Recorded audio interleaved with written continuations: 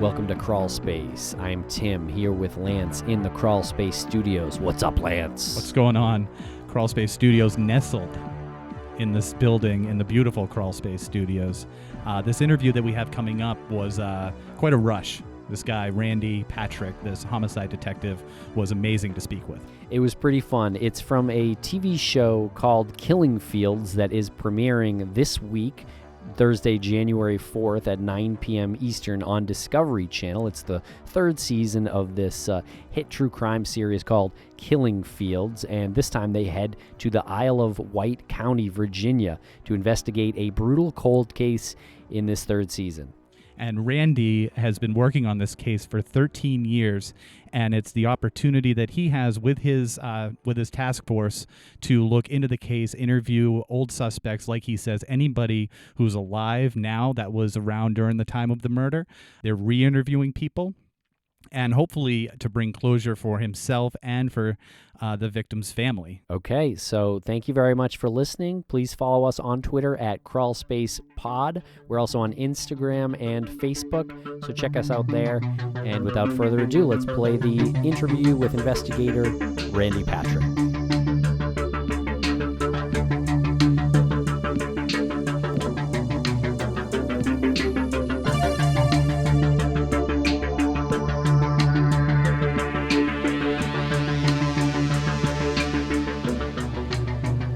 So tell us a little bit about this case. We did watch the first episode, so we are aware of some of the details. The victim is Carrie Singer. Her body was found on July 1st, 2004. So tell us your history about this case. I know you were on this case from day one. Tell us what it's like to go back into this. Well, actually it ended up just being a great thing, I guess, going back into it. But it's, at some points you run out of leads or exhaust leads, and you have to put something down because you just got too much other workload, and then something might surface and we go back into it, and then that lead wouldn't pan out, or the lead to follow that lead wouldn't pan out. So it's been a long road. It's just extremely frustrating, not only for myself, but, more importantly for the family. But Mrs. Lord, Patty Lord, the mother, is just always through the years, just been so supportive of me, my department, the actions we've taken, and of course, most recently, she's very happy with us, and that helps the sting a little bit when you don't solve something after 13 years. It's been a long road. I bet. In the show, first of all, I just want to thank you for having this conversation with us and taking the time to do it. You have a lot of isms in the show that Tim and I were enjoying when we were watching it. One of them is detectives don't work cases; cases work detectives. Do you think that is inevitable, or do you think that cases eventually, go away from detectives' minds, or are there always trace elements left? Well, I can only speak for myself. I couldn't generically speak for detectives throughout the country, but in my case, yeah, I would say the case definitely works for detectives. It's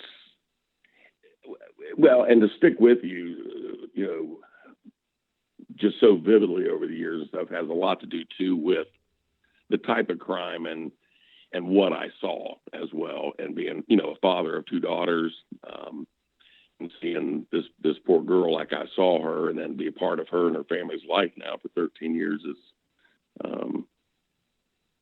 it's not going anywhere. It's in the deep recesses of my mind for sure, forever. What would solving this case do for you? For me personally, it would just be huge. I used to tell Patty Lord, the mother, I used to tell her I just longed for the day that I could call her and say, Patty, we got the son of a bitch. I told, I've said before, I said, I'm sure there'd be, a lot of tears from both ends of the phone. It's just be something to be so welcomed, for the family and for me personally. What were the circumstances of Carrie's death when you found her? Actually, a farmer's aide found her in the field, an open field, not in the woods, but right on the sidelines of the woods. But what I observed and saw is just a half-naked body laying there that obviously had severe blows to the head. I at that point did not know how many, but it was very apparent that, she was just beat horribly to death. And then, of course, the element that, which shockingly and surprisingly for me, after just less than probably 24 hours, what buzzers and stuff were able, to do. We all see roadkill, but to see a pretty young woman with, no eye sockets, no tongue, no vagina. I mean, just horrid, just horrid. Jesus Christ. Yeah, I can imagine that resonates for forever in your consciousness. Well, and it does, and that's, I've been asked that question. Why does it still stick around? So, well, it's not going anywhere. I can see Carrie in my head right this second, just as clear as I can see her in 2004. Yeah. Now, in the show, you talk about a person of interest that you were on to right away, like back in 2004, and it was her ex-boyfriend. It was Carrie, the victim's ex-boyfriend, Bobby. What made you so sure back then that he had something to do with this? How that worked, she was obviously a Jane Doe on my arrival. So I went to the morgue and fingerprinted her on the morgue at the morgue, and luckily she had been arrested in Florida. So quickly I got a hit that it was Carrie Singer, and of course that she was from Jacksonville, Florida. And then it led right into where she was now residing, which was Hampton, Virginia, just across the bridge from where I live and where I work. So what made him the key person was, of course, you would look at boyfriends, husbands like that, the first step anyway. But what was unique about this is when I got to the house and I got search warrants for the house, I learned that there was a extremely bloody domestic 2 days prior to her demise, where she and him engaged in a bloodbath upstairs, downstairs in the residence that they lived in Hampton. And of course, my mind, where I found Carrie and what I was able to track, is that she had left that residence and went to a hotel. And of course, I go to the hotel and she's seen there, and she gets a little cash out of an ATM, and that she's never seen again until our woods. So there was a day in there I didn't know what happened to Carrie, where she was before she checked in the hotel. So my theory was the domestic occurred. She had made her way somehow by taxi, whatever, back to her Hampton address, and that domestic resumed. And like a crime of passion, he beats her to death and says, "Holy shit, what do I do now?" He's not a murderer. He's not a deranged individual, but something happened. It got out of control, and he takes her out to Isle of Wight. And I think it's unique to him, because I thought he loves this girl. He could have dragged her 10 feet and put her in the woods line, and she might not have been discovered for years. But he left her in an open field, in plain sight. And that's what a lover or you want the victim found because you love them. So that was just key and paramount to me, that this is our guy. It was just, everything led to him. She'd only been here a few months. She didn't know anybody as far as what I knew, other than this boyfriend, Robert DeZern, who brought her up from Jacksonville. He was down there doing some work and met her and brought her back to Isle of Wight County and up the city of Hampton. And a few months later, and she's beat to death and found in the field. So yeah, he was obviously key suspect, and remained that way for years. I mean, he remained, even though he passed a polygraph and whatever for me, over the years, he remained my suspect. I mean, for many years. I just didn't have any solid evidence to hem him up on. Now, in the show, it talks about the polygraph that he aced back in 2004. Why was so much stock? Why was so much stock given to that aced exam back then? Oh, there was not. In my mind, Okay. there was no stock in him acing the polygraph. I don't believe in them much. I think they can be beaten. I believe that's why they're not in our court of law system today, and I'm thankful they're not. But no, a lot of investigators back in the day said, "Man, he aced the polygraph, dude. This ain't your guy." Well, I didn't buy that for a second. I attributed that to, we had kept him up all, when we picked him up and finally got into the station to talk to him, and it's late, it's wee hours of the morning. We called in a polygraph examiner. The guy is yawning during this interview when he learns the love of his life had just been brutally murdered. And I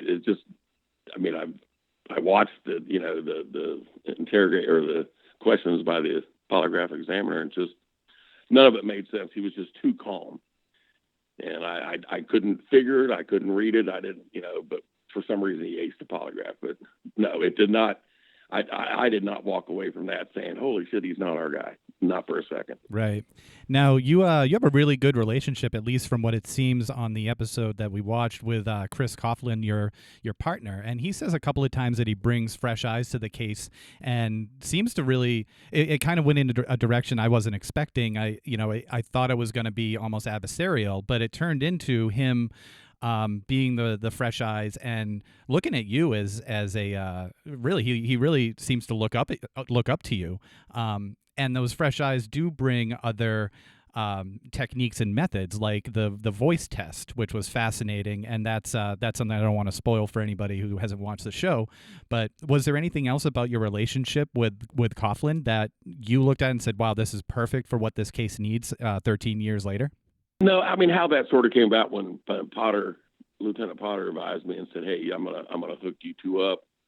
And I at first I was a little skeptical, I guess, and because I didn't really know Chris, and I knew he'd only been a cop for a few years or whatever, and just knew into the detective division, and I don't know. It just I thought, well, and then I learned a little bit more about him, and that he came not only as a cop but with 2 college degrees, and I know I'm so out of date on technology, and I know that. I mean, I'm forthright about that. I know I am, but I don't even have the desire. I'm still very old school in my investigative techniques, and I thought, you know what, this is probably a great marrying of 2 cops. And so I quickly became excited, to work with Chris, thinking like, and he did help me throughout. Like, he would have these programs or whatever, and he'd say, "Hey, man, I just looked up in so-and-so." And I said, what program is that? And he'd say, "Well, look, I just found this guy here that lady mentioned." And I'm like, wow, I didn't even know that existed. So with that kind of stuff, the technology that he was able to, I guess, instill on me and get me on board a little bit, yeah, that was not only impressive, but extremely helpful. He calls you a quintessential Rolodex in a digital world, and I thought that was a really apt partnership, because you do need those Rolodexes. Yeah, well, I do.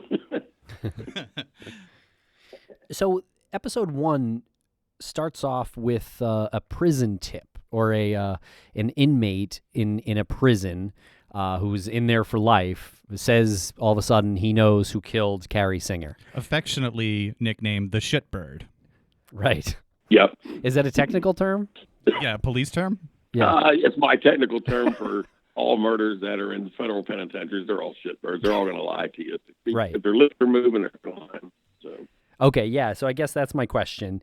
How credible are prison leads or prison tips in general? Well, if this would have been early on, if he'd have been a tipster from, going through his situation he was in, and he really had information, why the hell wouldn't he have used it then? Why did he wait 13 years to send a letter to our department saying, "Hey, I got some knowledge of that girl that was murdered out in your county"? That's just first and foremost, like, what the hell? I would have played that card if I was in his shoes many, many moons ago. So that was the first red flag, if you will. However, he says he has these couple guys. No lead goes untouched. It's just been that way, and it will always be that way in police work. And it has to be that way, because just that one little bit of evidence that, it's the old, like, could he know something? Hell, I guess. Stranger things have happened. So, the decision was made. Let's pack up. Let's go talk to this shitbird, if you will. And we only did it once. We did it twice. So that was a 7.5-hour trip one way each time. So, Jesus. Yeah. Who knows? You got a guy, you're talking man to man, and he's saying, "Yeah, I have this information, but I want you to give me this. I can give it to you. I've got it. I can give it to you." So when he's dangling that carrot, we got to stick with it, till we find out either he is full of shit, or he in fact does have something. And that's sort of where we were with those interviews. I really enjoyed watching the interview with him between you and Coughlin, and the technique you had when you were interviewing him, the way the two of you played off each other. Was that something that you and Coughlin went over, sort of rehearsed together, or did it just come naturally when you sat down in the interrogation room? Well, I would say it absolutely came natural. People generically, police don't do the good cop, bad cop on, the big game plan or whatever. It usually turns out that way, though. One interview will go in and I'll just say, look, I'll he'll go interview this person with me. Okay. I'll say, do you want me to lead off? You want to lead off? He'll be like, oh, I'll lead off. I'm like, all right, well, you going to be nice to him? You going to, what angle you going to play? And they'll say, well, yeah, I'm just, and I'm going to do this and that. And if you want to chime in and jump in their shit a little bit, go ahead. So that's so it just sort of comes natural. Right? You just sort of play the interview and you play it out and see, how the cards fall. And then you just, your skill, whatever that skill is, or, that's just sort of, it's just what you go with. That's what you go with. Sometimes it works, sometimes it don't. Well, I know if you were interrogating me, I'd probably start to admit stuff that I did not do for sure. Okay, well, let's start with this. What'd you do last night at 8 p.m.? Where were you? Let's take that one off air.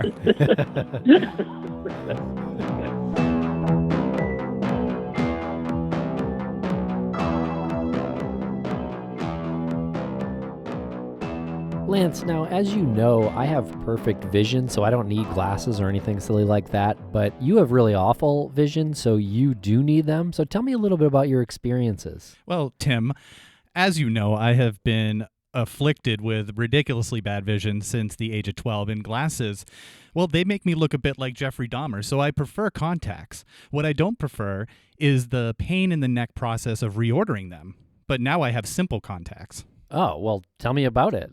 Well, Simple Contacts, they have this really fun new app. I got my contact prescription renewed from here, from our Crawlspace studios in Wormtown, Massachusetts, just the other day in just 5 minutes. 5 minutes? They actually emailed me back and said that the surroundings were a bit too dark, and would you mind doing it again? That's how focused their service is. Well, this is a crawl space after all. That's what I tried to tell them. So I turned on some of our studio lights, and it worked perfectly. Now, Simple Contacts lets you renew your prescription and reorder your brand of contacts from anywhere in minutes through an online vision test. It's designed by doctors, and every test is reviewed by a doctor, so they're literally bringing the doctor's office to your home or your Crawlspace studio. The prices are unbeatable, with a $20 exam, free shipping, and rebates available. Best of all, our listeners get $30 off their first Simple Contacts order with promo code Crawlspace. So try it for yourself if you feel like glasses make you look a bit like Jeffrey Dahmer, and save $30 on your lenses by going to simplecontacts.com/crawlspace and entering the promo code Crawlspace at checkout. Again, that's simplecontacts.com/crawlspace. And just enter the code. What was the code again? Crawlspace.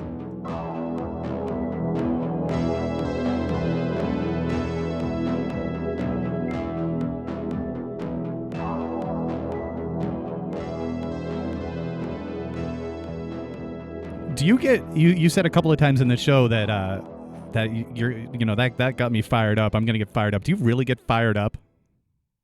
What's fired up like for you? So that's a line or something I said on the show you watched? Yeah. You start talking about if you find the guy, and you start talking about the new leads, and you say a couple of times that gets you fired up. I just want to know what is Randy like fired up that's more than what we saw in that episode. Well, I think for if you've been working a case for that many years, and you finally got a lead that seemed like, wow, this is better than any lead I've had in the last 10 or 12 years. Obviously, it's going to fire you up. Like, holy shit, are you kidding me? Am I really going to solve this thing? Because there comes times over the years you doubt yourself, and what could I have done different? What I do wrong? I can't believe I'm not solving this freaking crime. You put everything into it, and like I say, in this case, has been over the years thousands of hours. Hundreds and hundreds of people interviewed, and now reopening and re-interviewing. So, yeah, when I opened this thing back up, and and I'd get some kind of lead or a piece of technology that came forward we didn't have before, a piece of evidence that we were able to get to the lab that we couldn't submit 13 years ago. Now they're taking it. Hell yeah, I get fired up. It's like, damn, let's go. You know? Yeah. And there's a scene in episode 1 where you talk to Patty, Carrie's mom. And so you tell her that you wouldn't put her through this again unless you felt this time was going to be different. Basically, you told her that the case is sort of going to be jump-started. I guess my question is, how hard is it for you to tell the mom of a murder victim that you're going to solve the case when you don't know yet? Well, I mean, I don't know. It certainly wasn't thought out I didn't have a script to talk to Patty Lord. It's just knowing I was opening the case. It was, it was just more, I want this so desperately for her. And I just felt good about it. We're going balls to the wall here. We're going to get this thing solved. It's just been way too many years. And I think it's important to know that I'm going to put 150% in and to share with that victim that, we're going to get this thing. I don't want to tell them, we might never solve it. Who knows? I mean, I don't know. That wouldn't even ever come to my mind to say that. Not that I want to mislead. I never intended to mislead her. Mm-hmm. It was more just I wanted to reassure just a positive attitude that I had. And I did have. I have that attitude of solving this case. It was not make-believe. Now, you put a lot of work into it, 13 years, and you said that the case destroyed you. And you said the case not only destroyed you, but it destroyed, obviously, Carrie Singer's family. Do you think that, for a lack of a better word, that this case is sort of your destiny? That although it destroyed you, it's making you? Well, and I don't know. I don't ever recall saying this case destroyed me. I don't recall that. If I did, I don't recall saying that. It has eaten away at me, and over the years, and caused a lot of heartache and disappointment and frustration and just every adjective you could think of for not solving something. But no, I would definitely not say this case destroyed me. And if I did, I would even correct that. That just sounds like I'm a defeatist. If it destroyed me, I'm no longer good as a cop. I can't interview people. No, like I say, if I said that, it was not for that context that I have been destroyed as a result of this case. I don't know if that answers your question, but I do want to clarify that. Yeah. Yeah, it was an unintentional clarification, so perfect. So the rumor that some boys did this, which is sort of the local word around town, what do you think about that? Like the potential that some local boys did this and it had nothing to do with Bobby, her ex-boyfriend. Well, that bit of information, that source, came recently during this reopening of this case, and it was this source said that somebody had told him, "Hey, I heard these boys from so and so, and who were the boys? I don't know. They just said these boys from an adjoining jurisdiction in Surrey County." I didn't put any stock in that at all. I'm not sure how big the show picked up on that or whatever, but no, I didn't put any stock in. I never thought it was just a group of boys just out playing boy games and murdered some chick and threw her in the field. Right. No, never believed that for a second. Is that a pretty typical rumor though that you'd hear? Like, oh, it's just these, it's sort of like townsfolk talking. No, they don't. That was never a rumor during this course of this investigation. Never. Okay. And is that something that you hear in other murders or that you've heard in other investigations? Or is this just like rumors and these local people kind of just think that it's these locals and maybe they know or maybe they don't? Is that something that's typical at all?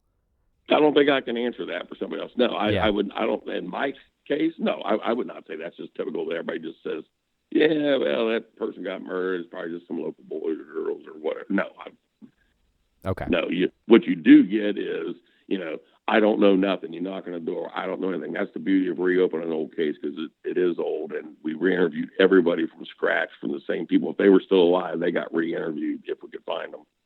And your hope is, back in the day, they might have said, I don't know nothing. Or so-and-so said this, but I didn't say that. I never saw that. And then hopefully now, all these years later, they might say, well, they weren't so forthcoming back in the day because they were scared.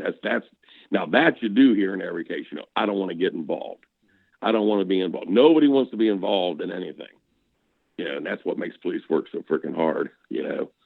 No one wants to get involved. If they hear something, know something, they don't want to share it with the police. And that's a sad state of affairs. But now the show is unique because it is from law enforcement perspective. How difficult was it to discuss information about the case to the producers of the show without revealing sensitive case information? Because you must have some information that is, you want to keep under wraps, and you don't want that to be out there. That might hurt the investigation. Was that a challenge for you? No, it wasn't a challenge at all. Actually, the Sirens Media did an excellent job. They were, very forthright in the beginning. Like, they would not interfere with the investigation, blah, blah, blah. And there were a situation where we'd say, like, hey, y'all, you can't run with that right now, and they're, oh, absolutely. I mean, they never overstepped their bounds, and it was pretty much, they were just sort of just following, I mean, I knew there was cameras rolling or whatever, but when I'm in an interview room, I'm not thinking about what Sirens Media is looking at or whatever. And it was just normal police work.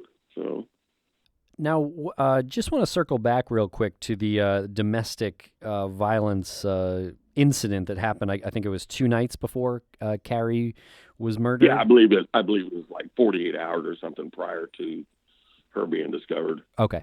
And you mentioned that there was blood on the scene upstairs and downstairs. Can you give us any more details on how that unfolded, or were there weapons used or anything that could be foreshadowing for the murder other than the actual domestic itself? Sure.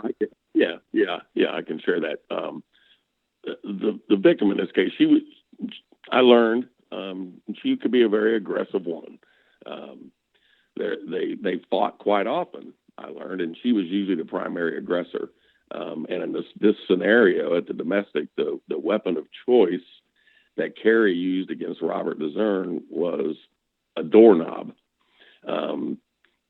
They had some people coming to his house to do some changing of the locks or whatever. And so when this domestic started, when I got with the search warrant, there were several doorknobs and stuff on the stair steps going upstairs and stuff.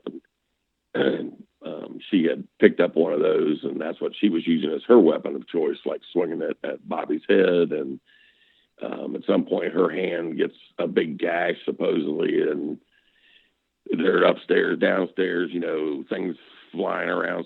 We had a lot of blood splatter in the downstairs bathroom, on the walls, the dressers, going up the staircase, into the living room, into the foyer.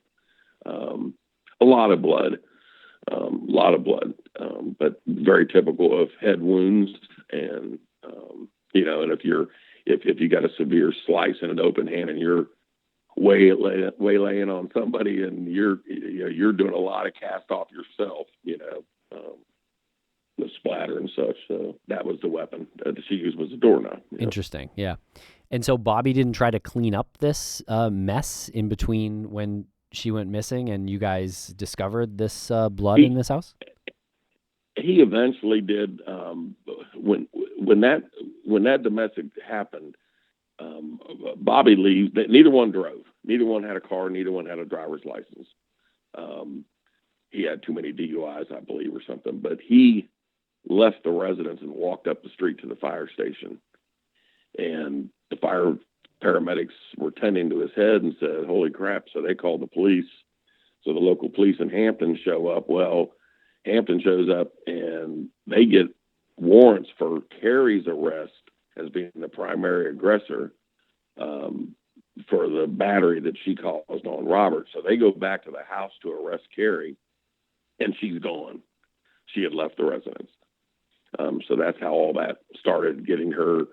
I don't know what happened to her that night. The next day, she does check into a hotel at the King James Motel in Newport News, which is just right over the James River Bridge from Wight County. Was she alone? And she was alone. That's where I traced her to. I went to her room.